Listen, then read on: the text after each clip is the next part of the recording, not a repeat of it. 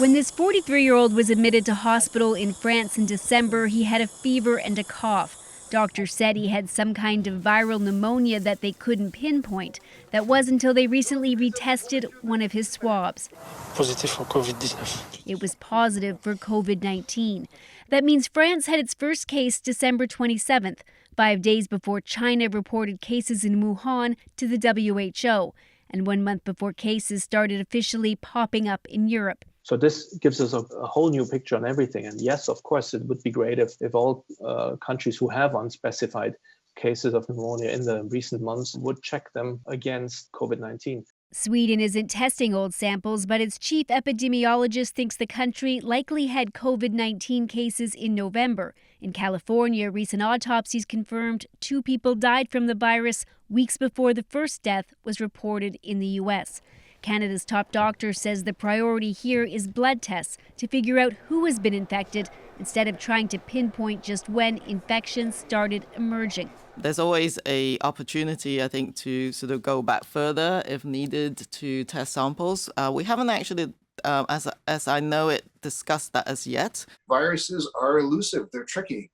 They're hard to pin down. This epidemiologist says in places with little community spread, such as the Maritimes, testing old samples is a good idea. It would be great for them to reach into the freezer and go back a few months and see what specimens do they have that they could test randomly, because that would be really helpful knowledge for all of us.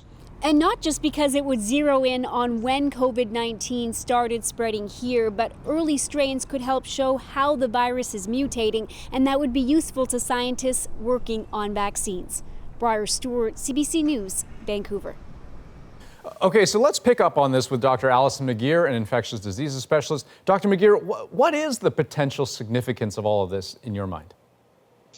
Well, so I think the most important thing actually is the knowledge that it had already spread really before we closed borders. And it's really a marker of the fact that it's probably pointless to talk about we could have made this go away if we'd acted soon enough, because what this is telling us is the virus was out in the world a month before probably most of us suspected it was. It had already started spreading in large areas of the world, and just takes a long time for it to build up. So I think we underestimated how long it took, and then we thought, well, it didn't arrive until later in February or March in most places, when in fact it had substantially spread around the world sometime probably late in January.